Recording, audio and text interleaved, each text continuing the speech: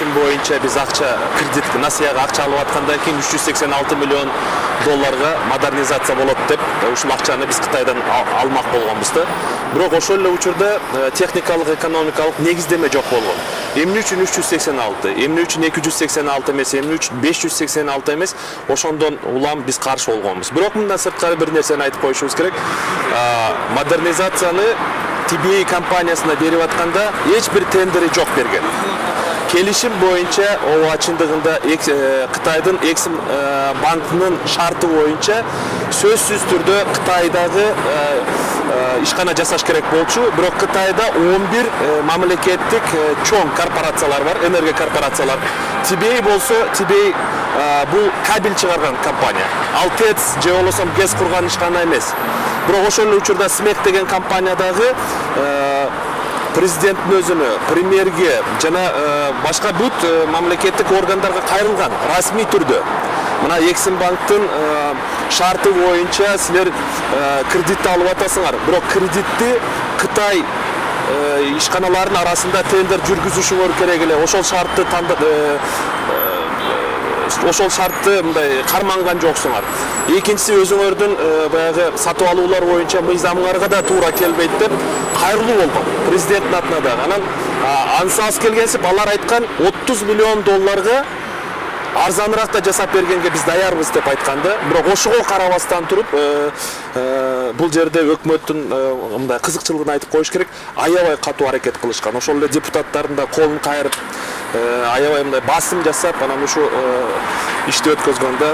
Анан бул боюнча биз жогорку кеңештен 1-2 депутаттар атайын кайрылуу дагы, башкы прокуратурага кайрылуу дагы расмий жасаганбыз. Ошол жыйындан эмне үчүн ушу 30 миллион долларга бирөө арзан жасап берем деп атса, ошол компания как раз ошол ТЭЦтер боюнча, ГЭСтер боюнча өзүнүн кесиптешилген компания болсо, эмне үчүн кабель чыгарган ишканага берип атасыңар, эмне үчүн 30 миллион долларга ашык жасап атасыңар? 30 миллион доллар деген бул 30 типовой мектеп.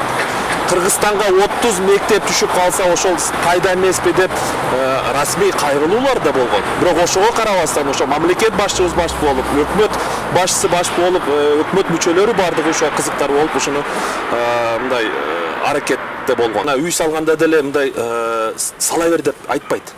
Салыш үчүн жөнөкөй эле мына өзүңүз жашаган эки этаж үй сала турган болсоңуз, атайын уруксат кагаздары керек. Уруксат кагазы алыш үчүн атайын проект болуш керек. Бүт кандай болот, канча бөлмөлүү болот, канча этаждуу болот, туурасы канча, узуну канча деп мунун баардыгы эсептелип анан берилет.